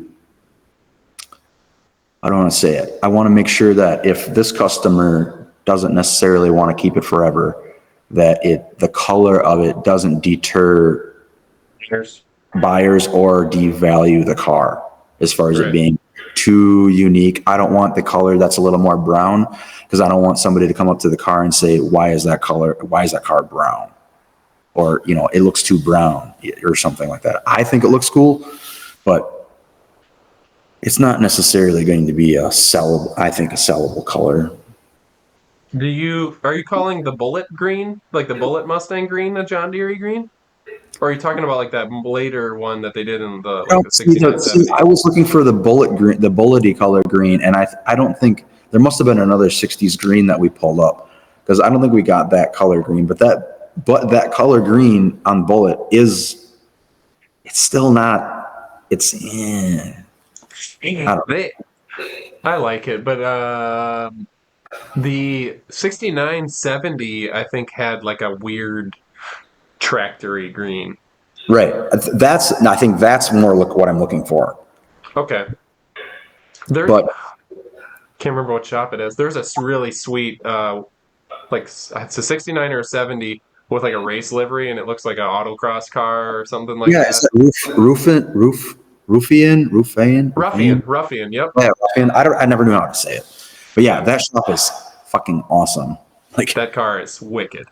yeah. Yeah. Actually, that is not saying that car is a lot of inspiration for this one, but that's a similar vibe that we're trying to accomplish.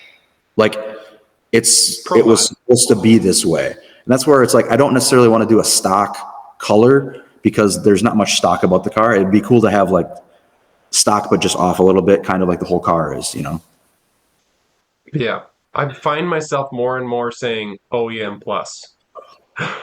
I mean, really, I to a don't certain know a extent. better term, but there is something to that because like OEM, like you want that OEM quality and like that finish, but then you Mhm. want more with like but tastefully. So that's kind of like what that Picking OEM up where the plus factory is. left off.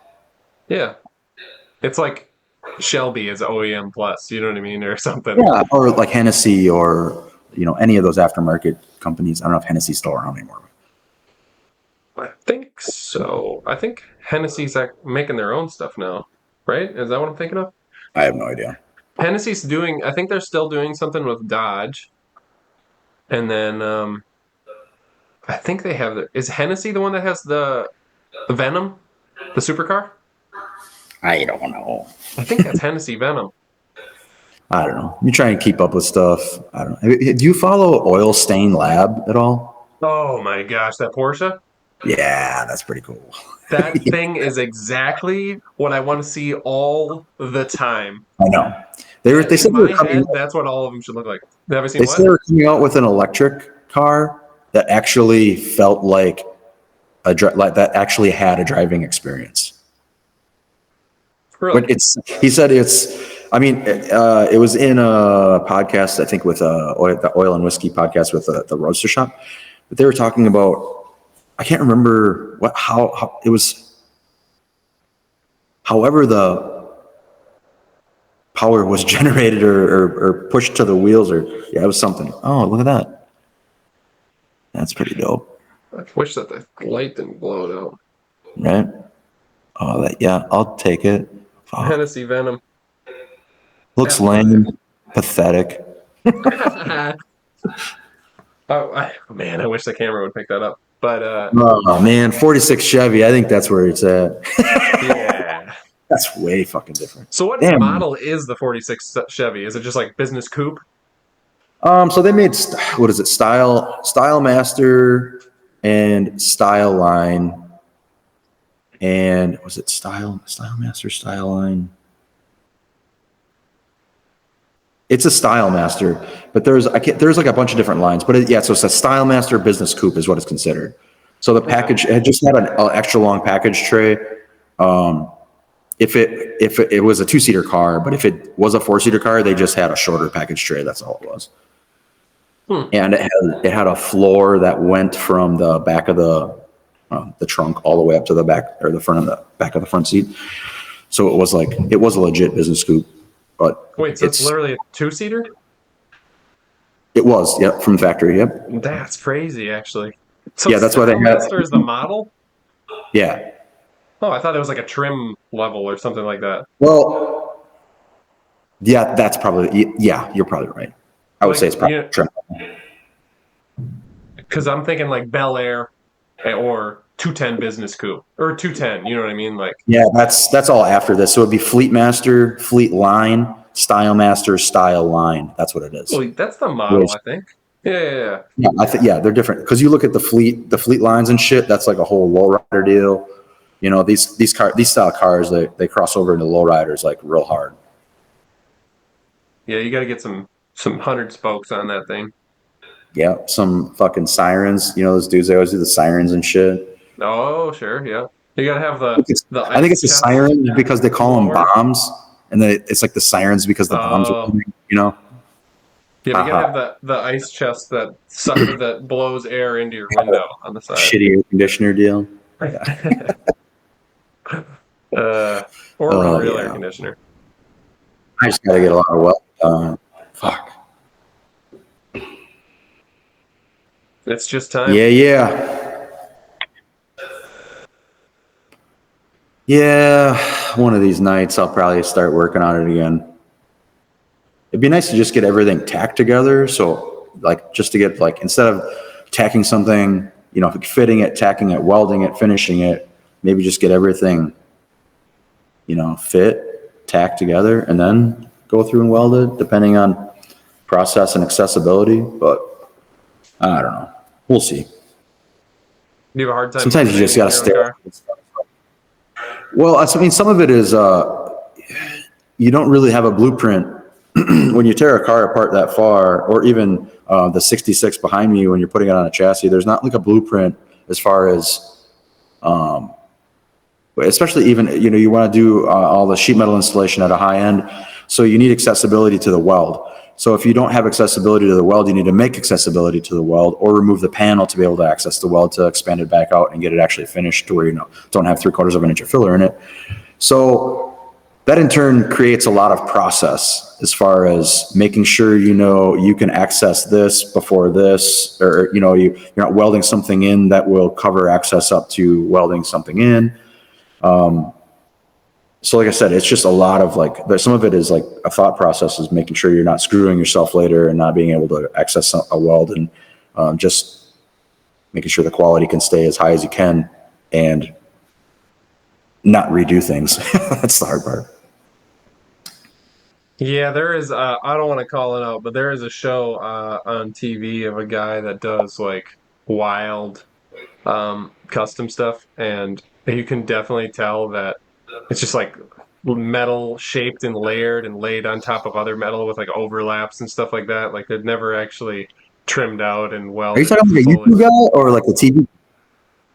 Am I talking what? Are you talking like a TV. YouTube guy or a TV guy? TV guy. TV. I'll tell you after. I don't. I love the show and I like his work. Like I like the products and the vision, but I just know watching it. I'm like, there's no way that that's finished out correctly. Mm-hmm. Yeah, there's some dudes. There's a guy from Chicago that does some custom work, and he claims he's doing sheet metal the right way. And man, I don't see anything TIG together. I see the dude lap welding, MIG welding, or lap welding and MIG welding shit together and leaving the sheet metal underneath. Yeah, Whatever. layers. I don't have time for those people. The problem is though, I mean, you get something done fast and it looks good from a photo, and people are just, in awe over it. The dude's got like a crazy following, but I'm not sure I want to be putting my name on stuff like that. I mean, the car will sometimes outlast you, and there's going to be one phrase that somebody says when they take your car apart, and it can mean two different things. They're going to say wow, and it's either going to be a good wow or it's going to be a bad wow. Good wow. Good wow. You know what I'm saying, though, right? I mean, to a Yeah. certain extent, your legacy is leaving with these cars and they're being dispersed all over the world. I think about that with like YouTube builds a lot. Like you could really just slap something together and have it function fine. And you could work the camera angle so it always looks fine Yeah. and looks really awesome. And you could do it in like an unbelievable time frame. But then like it's going to be one of those things that people know the car and see the car online, and then it's at an event and they walk up and they're like, Yep. you know what Yeah. I mean? So It's like, reminds me of this is like it's still car related, but I can't remember. It was Snoop and Dre. I can't remember what the name of the song was, but they had the 64 that was hopping up and down on hydraulics and shit, So they gave that car away. Like there was a big giveaway. And okay. by the time it came around to the person that won it to come around, Snoop was like, we're just going to give you a different car that's got hydraulics in it because this thing's a piece of shit because we beat the fucking shit out of this car, right?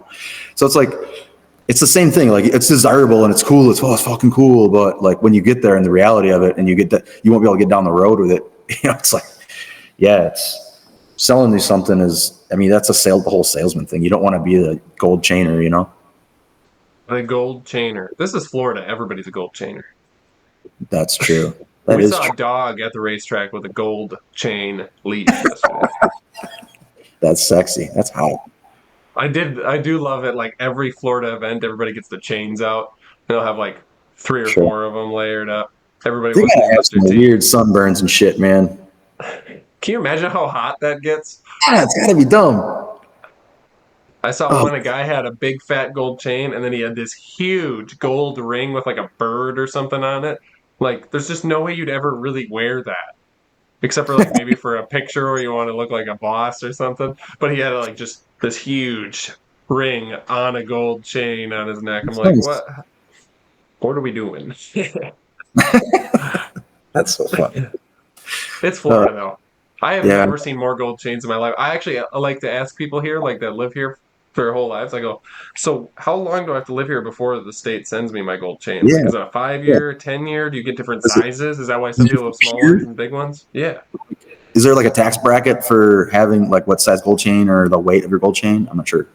Maybe that's it. Maybe I haven't hit the tax bracket to get my gold chain. That's what I think so. I think so. Okay. You hit that tax Oh, bracket and you get the chain in the mail. bling bling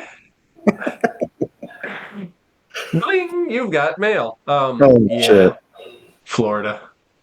It's There was a Netflix show called Florida Man, and in that they say this is the freest place on earth, and I almost believe it, or the wildest place on earth, or something like that. Yeah, it's definitely like got its own shade of redneck. That's for sure.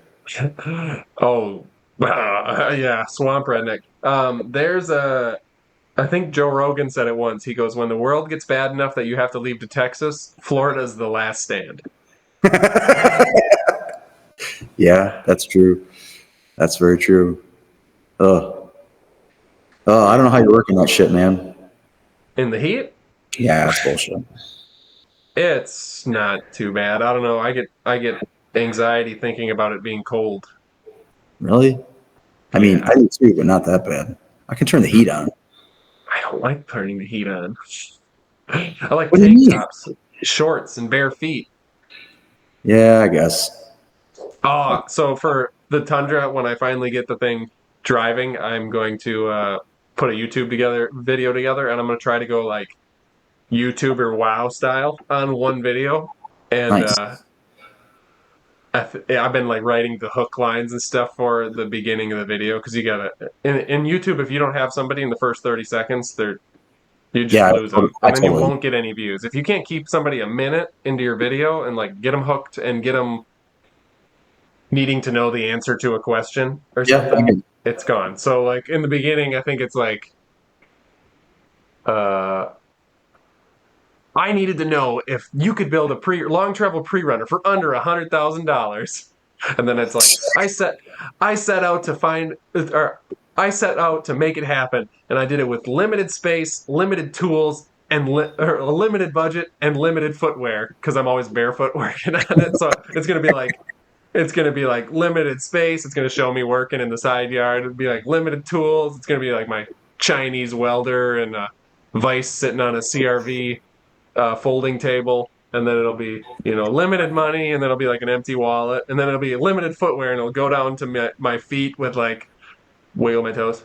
and you should have like fake blood on them and shit, like just all fucked up. when I was in Tennessee painting that GTR engine bay, we epoxy primered it the first day, and then or we seam sealed it and epoxy primered it, or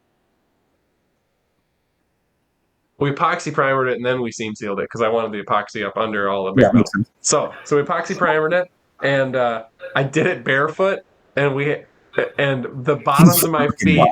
were covered in epoxy That's the overspray from worst. walking in it. I had to take Yeah.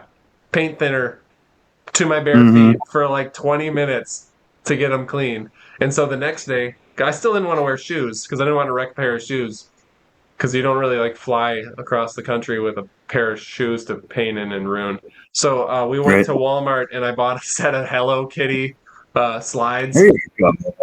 And then I did the rest of the video, or did the rest of all of like the live streams and the video in my Hello Kitty slides. And That's nice. so my kid told me when I do like the unlimited footwear, it goes down to my feet in the Hello Kitty slides. That's funny. Like little Flintstone sound effect, the toes wiggling.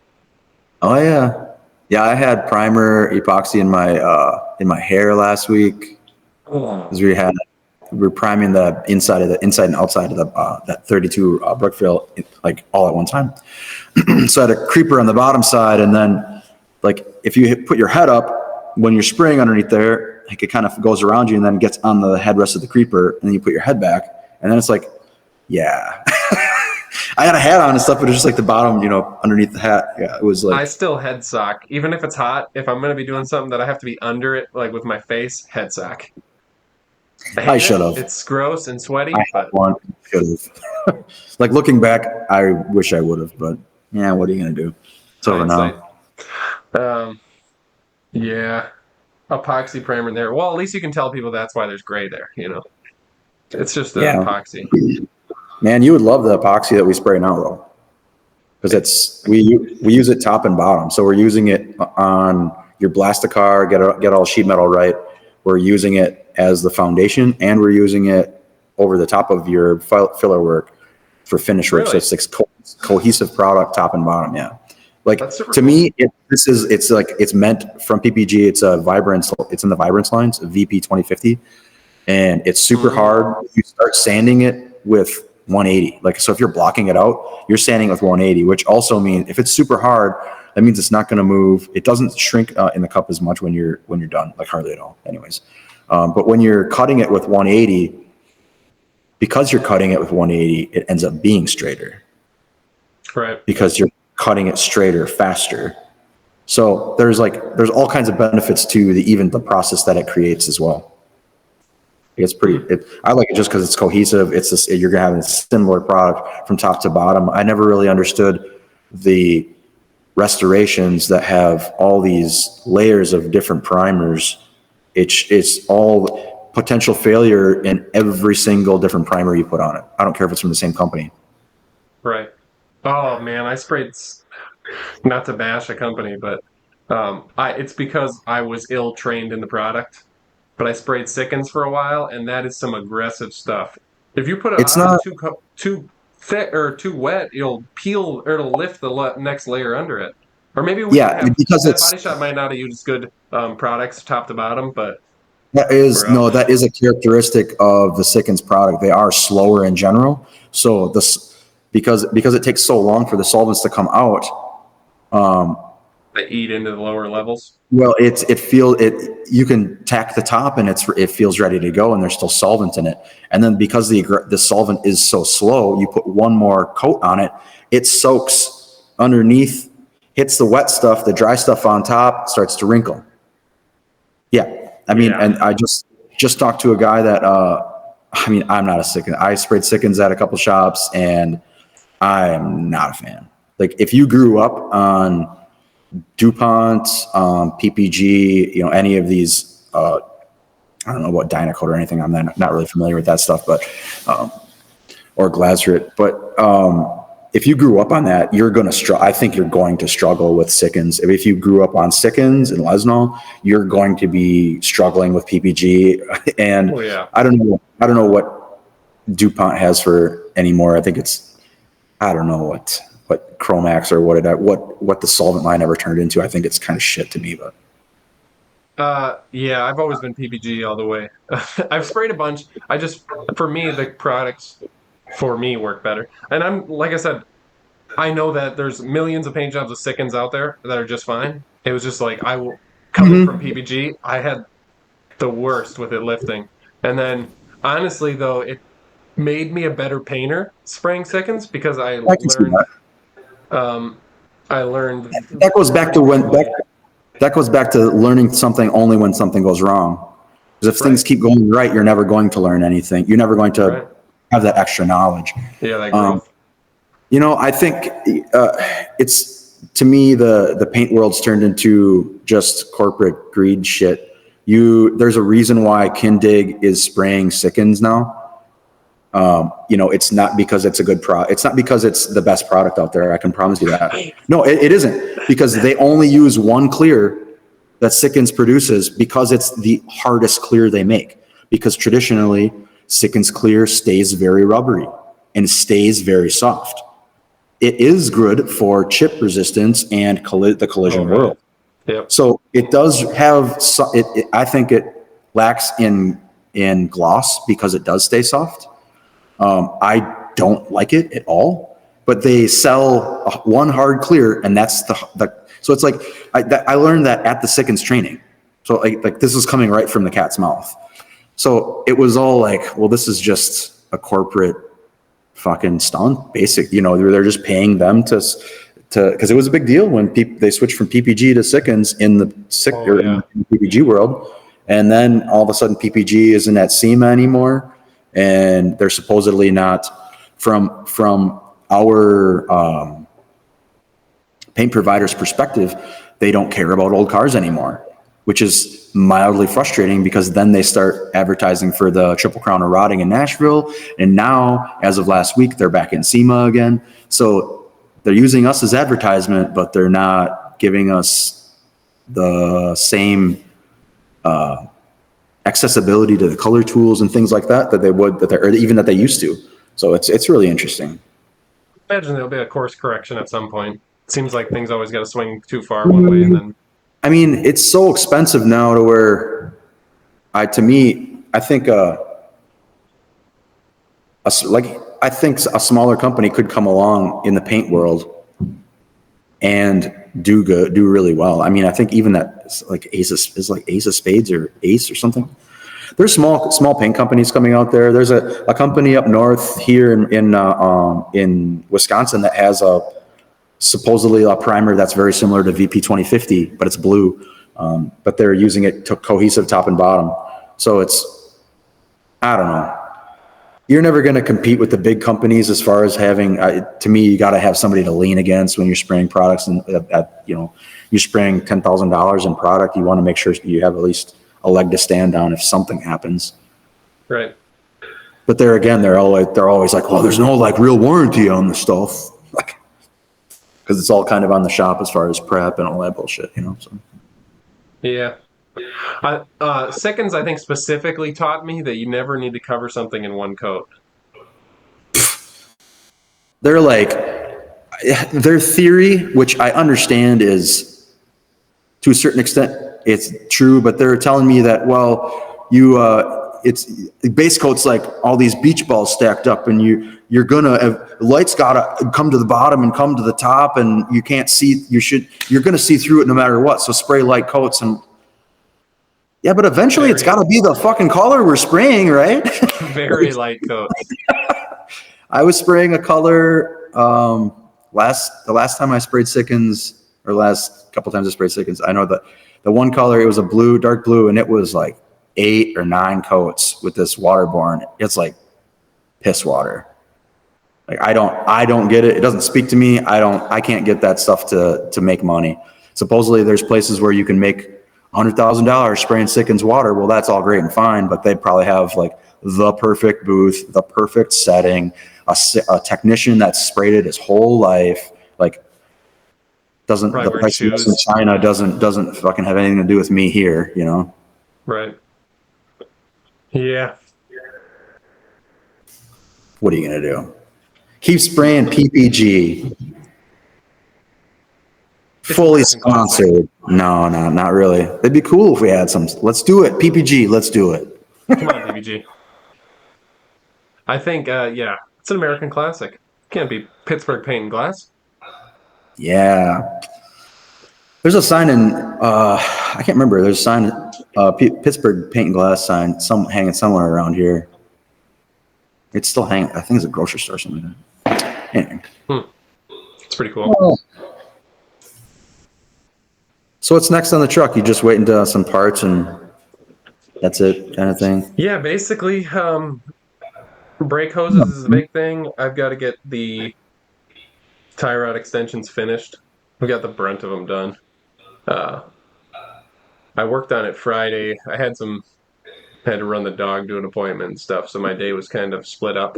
So it wasn't like Ooh. a super hardcore productive day, but it's on the ground. I did find out no matter how good you are at math, real world is important. I need to order some new set of springs for the coilovers. They're dual Spring rate, rate stuff is hard. so I have a soft spring and then a spring that's made to be your general calculated spring weight. And then, of course, if you got them double stacked with the slider, you've got to calculate. There's a calculation basically to do what they'll be combined.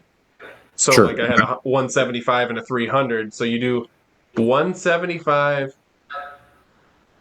times 300 divided by 175 plus 300, and then somehow that gives you the combined spring rate. I don't know. There's a whole bunch of math that goes into it. And Oh, it that was makes going my to be, brain hungry. bro, it was going to be a super good setup. So I had like one cushy soft for like when I'm hitting small stuff, it just eats it. And then I was going to have the other one to be, my main ride spring. Um, but I didn't calculate that. So all that math works out really good, but what you don't calculate and you don't realize until you put the weight down on the truck is that the 175 has to be able to hold the entire weight of the vehicle. Otherwise, it collapses You press the and whole has time. nothing. And Or so, do you have to be like halfway through, like a halfway, like the right. soft spring be about half, like halfway compressed, I guess you would say, right? Yeah, so what you do is the shock has 12 inches of travel. So you want your ride height to be at about 6 inches. So you want to be in the middle zone of your shock, somewhere in there, between 40 and 60% of Sure. your travel is where you want to be landing. So you need your stack spring height to compress to your ride height. Okay, so you calculate your spring rates, I don't and know then who you does that calculate right off the bat. Who's going to do that right the first time? with a lot of experience, I'm sure. So then you calculate your corner weight, and then you do your spring rate, and your spring rate is changed by your motion ratio, which is where your coilover mounts to the lower control arm in Yeah, you relation can put to this the in. length of the lever, because you know what I mean.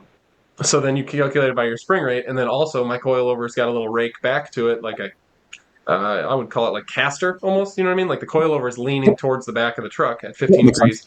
So that adds like a cosine. So you actually have to add that into your motion ratio. And Yeah, because so you'd be lessening the spring rate by putting it back potentially a little. at an angle, yep. And then that all calculates in with your corner weight, which I weighed the truck before I took it apart. Um, and then you do that. And like I said, on paper, my combined spring rate should be the right stack height. I should have a soft and a like a medium, because you want a pre-runner to be pretty Yeah, able loose. to yeah, you want a loose, soft, plush ride. And but like I said, the math doesn't tell you the 175 just collapses because in order to stay at a certain height, it would have to hold the whole corner weight, and it doesn't do that. It's not splitting the load of the 300 because it's Yeah, not that strong makes enough sense. to stay uncompressed. So Like double that thing or what? I'm actually, so my shocks, when I had them, I talked to the company that built my coilovers, and we valved them for like a pre-runner setup. So they have a firm rebound Okay. and a medium compression or something like that. And Okay. so with the 300-pound springs on my coilovers right now, I can actually push the truck down, and the shock will hold against that 300-pound spring. So when you're calculating spring rate, you have to take into factor that the shock is fighting against the spring too. When you have, I have a 2.5-inch bodied shock, so it's a lot of fluid. It's nitrogen charged. It's valved. It's So not just like a Monroe Sensatrack. you need softer, heavier ones and heavier soft springs, right? Yeah, kind of. Interesting. Interesting. So what the math told me, I could have ran a 175 or a 200 for my soft spring, and a 300 for my main, or a 300 to a 350 for my main ride spring. Um, I'm going to actually use my 300 as my tender spring, and I'm going to get, I think, a 400 for the bottom. And then something that's wildly opposite of what I learned in motorsports chassis fabrication at Wildtech is you want on a pre-runner, on an off-road truck like a Baja truck, you want a lot of unsprung weight. Because since the shocks have to have such tight valving to give you that plush ride and that action, you need a lot of weight of your axle and your wheels and your tires to pull the shock back out with your spring. Okay. Because you need such tight valving that you need a spring that'll fight it to be able to. So otherwise, like say you're going over a whoop section, if your shock is stronger than your springs are, your tires are never going to come back down. And so, yeah, it's wild because like everything that we learned was more like road car racing. You want as little unsprung weight as possible. Yeah. You've got people that are running inboard brake setups like a Jaguar axle, all to get rid of unsprung weight. You want a lightweight wheel. You want all this stuff. Well, in an off-road truck where you're cycling a ton, you actually want sprung weight to keep that tire to the earth while it's fighting your shock. Interesting. I bet that's probably why Morgan Clark's control arms are always look like they're fucking 4 times larger than they need to be. Oh my god. Yeah, but they're also built aluminum now. That's fucking insane. Like that thing traveling across the desert, like just bouncing, the tires just bouncing across. Oh my god. Oh, did you see the one with the Nissan that he just finished? That's been like a. Is it a Nissan? Sorry, I thought it was a Toyota. The red car or the red truck? Yeah. Is that a Nissan? Yeah, it's a Nissan Frontier. My bad. Oh, my bad. I didn't even notice you said Toyota. But he's been building that car since he was working in his driveway. No shit. Yeah, so that thing was at 2 different shops before it came to Morgan, and then he hung out. Speaking of car clubs, he hung out with a crew of guys that did like the pre-runner stuff, and he had a crew cab F-150. What did they called those something back in the day? There was something special term for those 90s, early 2000s crew cabs. But he hung out with a bunch of these guys, and they did videos like, I can't remember the name of the Dirt Alliance or something like that. There was like an old school, you'd get the DVDs of the guys with the pre-runners hitting mad jumps in the desert and stuff like that. He hung out with these guys, and the one had a Frontier that he built, you know what I mean? It was like a leaf sprung truck and stuff like that. But you know what I mean? He had built it with friends and other builders and whatever, and he was just pretty famous for sending that thing hard. And it was like literally he bought it from a landscaper crew cab Frontier. And so, and then he started the YouTube channel Terra Crew, the guy that owns that truck, when that DVD world kind of fell off. And he's like a school teacher, so he doesn't have any budget. So the Morgan helped come up with the name of the YouTube channel. Like he's been around forever with these guys, and he's like, I tell you what, I promise we're gonna finish this truck. And so like Morgan's had to give up a bunch of hours, and like it's always been in the shop since as long as he's had a shop, and he's been just kind of plugging away, and like his guys work weekends on it and stuff like that because it's not really paying much. And you got to think that thing's got like a $20,000 shock package on it. So imagine how long it takes somebody to get money like that, and then Morgan's eating stuff. And so it's been a really long process. There's a whole video series on it. It's pretty sweet. I've been watching for a long time. And then they just got it together, and I think Off-Road Expo's this weekend. They've got it there. And I'm sure there's going to be a lot of insane videos of that. They were, did you see anything from Off-Road Expo yet? No, I just seen like that fucking one truck jumping over some other car or something like that. Yeah. Was it the F-100 you saw jumping? Yeah. Yeah, that's Vivian. That truck is insane. I mean, it looks super cushy when he's jumping it. I'm sure it's not, but it looks like it. It is. I've seen that videos of that truck doing like 120 over the whoop sections and over in Arizona and stuff like that. It is insane. That truck is crazy. That truck is actually was originally a Tundra, and then he rolled it once or twice, and then he decided to run an old truck cab, and then Morgan basically redid the whole. The only thing left over from when it was a Tundra is the front suspension because it was like a super well built center mount front setup, and then yeah, now it's like an LS F100, and that's the second cab that he's had on it since Morgan swapped it over to that, and then he's made it so the cab just kind of slips on and is replaceable. So he Oh, gets so the guy gets like these patinaed F100 cabs and has them replaced every time he rolls it over because he goes hard. that's fucking cool though. God damn. But yeah, they were jumping drift cars in the parking lot. Pretty wild. That's nuts. The That's amount of super, abuse that those things take. right? I can't push mine That's to what's that crazy. I level. mean, you're watching that suspension move feet, and it's Feet. like, how is this thing going to stay together by the end of this run? That's crazy to me. Yeah, it's wild. And then like their jumps they're doing at that off-road expo are the worst thing because you're going off a jump and then you're just pancaking on the pavement. Flat ground. Like You ever there's see no watch like trophy trucks on blacktop? That's actually kind of interesting. have I ever seen what? Launch what? Trophy trucks race on Oh, blacktop. stadium trucks. Yeah. Oh, sure, whatever. Yeah, they'll run on the F1 courses after Yeah. F1 and they'll They put have jumps up and jumps and they'll shit. Fuck, that oh stuff looks yeah. gnarly. Coming around corners, tire lifting up. Oh man, that's sick.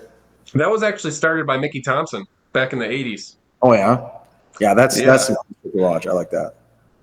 Yeah, that's pretty. I always like when they take the audio away and then they have like toddler sound effects. They'll make it sound like a kids show. It'll be like all the trucks come around the corner and it's like, "Brrr," and then they hit the jumps and it's Whee! like as all these trucks are hitting the jump. It's hilarious.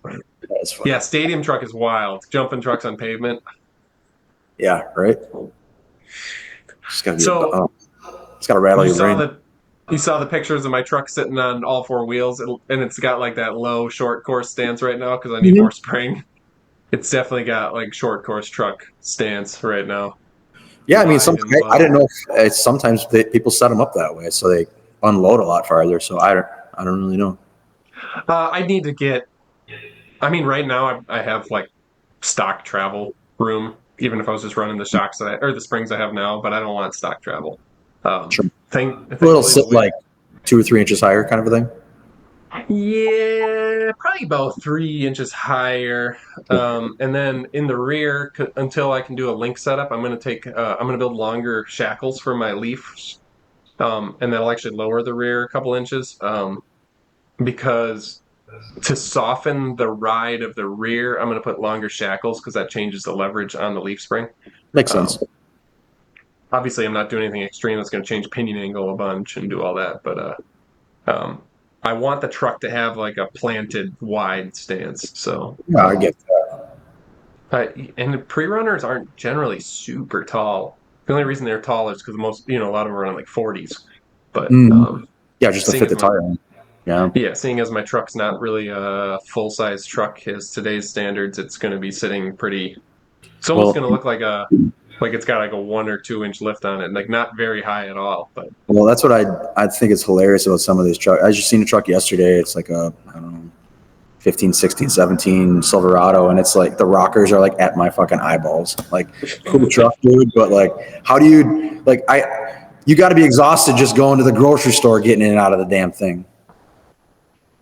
yeah, and you got to think most people are like 5'9".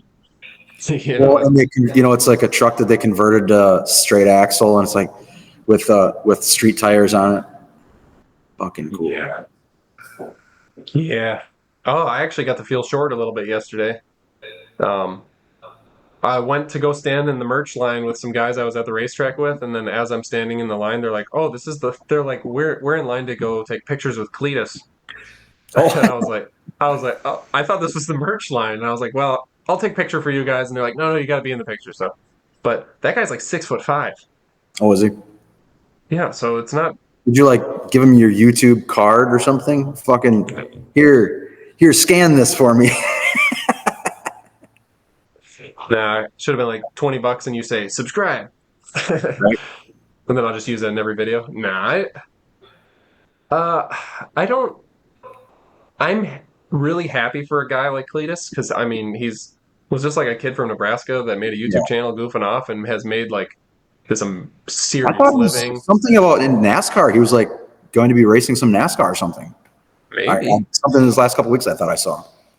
But it's really cool that somebody like started from just making goofy videos and now he owns a racetrack and Hmm. he's got like all these Yeah. multi-million dollar things going on. And but I don't get like a fanboy feeling around him. Like these guys were genuinely excited to meet him, and I was like really happy. And it's cool to meet him. I've seen him at the track before, like when we've been there, and like caught a word in passing. Nothing big, but like he's he obviously builds stuff, and he's a driver and does a lot of really sweet Mhm. stuff. But he doesn't have like to me, They're I just get dudes. giddy. Yeah, we all put our pants on the same way, Yeah. one leg at a time. The only difference is when I put mine on, I make gold records. Shit. I think that's a Saturday Night Live thing. Christopher Walken. Guys, we put our pants on the same way, one leg at a time. You know, um, but no, but like when I was fanboying last at an event, Ed Iskandarian, that made me Oh, fanboy a little yeah. bit because like legend, like Yeah. groundbreaking people. You know what I mean? Like I can't remember the last time I actually like fanboyed out. To be honest, sometimes I honestly fanboy out with a couple of my buddies from Eau Claire, Fast Freddy, and then Trent from Midwest Fab. That those guys like they've been doing it for a long, long time, and they're kind of they're. I feel like they're always just like Fred's like the dude's been doing it forever. Like the both guys. I mean, they're both so fucking talented, and they have a lot of knowledge, and even just the business side of this kind of stuff. And I mean, just excellent people. I mean, I think if I were to see some people, like a couple guys, like if I were to see Morgan Clark, Rob Ida, some of these are really kind of people we talked about. I think I'd fanboy out a little bit more, but I mean, I've at PRI last year. I wish I would have talked to Brian Fuller. I would have probably fanboyed out a little bit from him, just because he was in the power block and stuff back in the day. But like Courtney Hansen was there. I was this close to saying hi to her and stuff, but I was a tiny little bit of fanboy from Courtney Hansen. But like Richard Rawlings and stuff was there. There all the Street Outlaw guys were there, and it wasn't like I'm like, hey, that guy looks kind of like that guy from Street Outlaws, and my buddy Jason was like, yeah, it is. Oh yeah, shit. I guess this would be the place, right? yeah, it's funny. But I mean, yeah, to me, it's just like the guys from Street Outlaws look like everybody that was talking to him was bugging them and shit. So I don't Yeah. really care. Like, whatever. They're having their thing. Yeah, like when we were at that private drag racing thing, Cleetus was there testing cars with his buddies too, and like there was times I was walking up to the staging lanes, like I lined my buddy up for a burnout in the pit or in the little water box, and then he does the burnout, and I walk up and like Cleetus is video and stuff, and I just kind of like stayed to the side until he finished his video, and then we'd pass each other and you know exchange a smart remark about Ford's being noisy or something, but like. Um, I imagine it's just exhausting being bothered by people all the time. So I That's just where I like would don't be. necessarily want to be that guy. Yeah, if you put yourself in their shoes, it'd be like, I don't want to talk to every fucking guy about. Yeah, I mean, I would be the same way. Like I said, I'm happy for them and I'm glad they're out there. Like because I like to see the possibility and like see the path. But it doesn't mean I got to bother the guy. I think there's a level of not even wanting that kind of success too, though. I mean, I don't want to be able to, I don't want to go somewhere just even. I mean, I'm sure the guy doesn't get recognized everywhere, but if he goes to any sort of motors, yeah, I mean, Yeah. he probably doesn't go to the mall and get fucking noticed by everybody there. Maybe a guy that's like, hey, I think that guy was Cleetus, but you go to a motorsports event anywhere, and you're going to be just overtaken with people. I would suspect to a certain extent. Yeah. They kind of rope their area off Vice so grip that way they garage can take a break. guys, those vice grip garage guys at Iola, people just go nuts over it. And it's like they're just people with the phone, just like you. I mean, I'm not knocking any of them. They've gotten to where they are for a reason. Right. There's definitely not knocking that, but it's like you said, one leg at a time. We were at the river one time and I used to make like fossil hunting videos.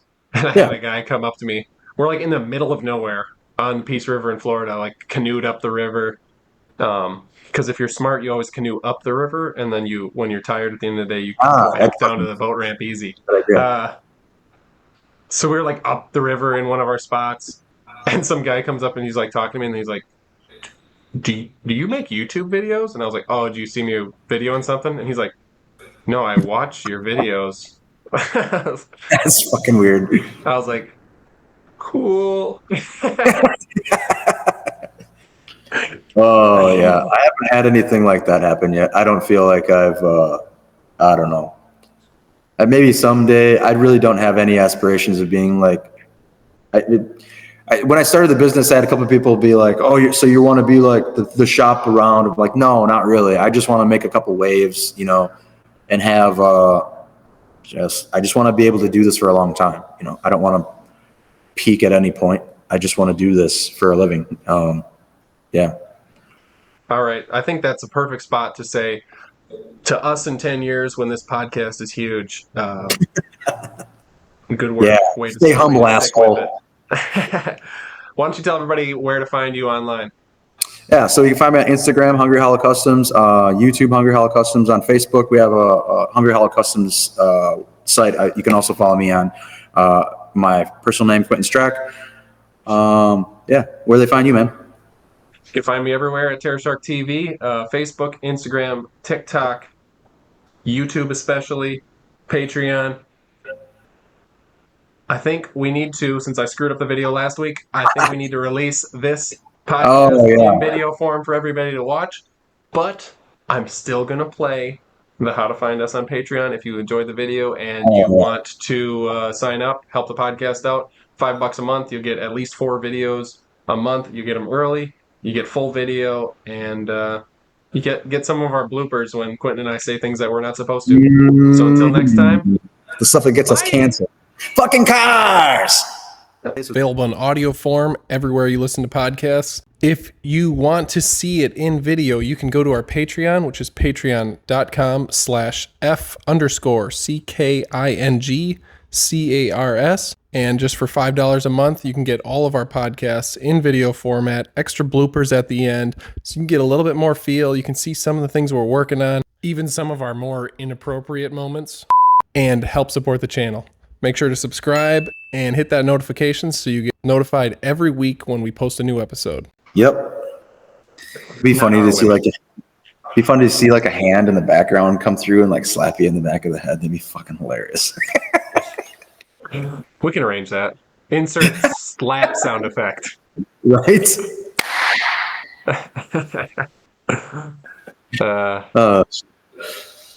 That's funny.